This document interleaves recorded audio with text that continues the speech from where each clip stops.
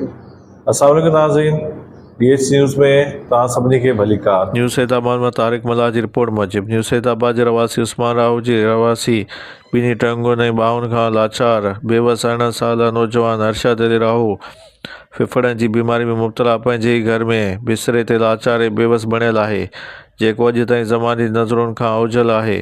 संदसि चवणु आहे त ज़िंदगी इंतहाई ॾुखी गुज़रे पई, सख़्त तकलीफ़ खे मुंहुं ॾेई रहियो आहे। खेसि वटि एतिरा पैसा बि न आहिनि जो मज़दूरी करण जे लाइक़ ई न आहे, जंहिं करे मौत सां जंग लड़ी रहियो आहे।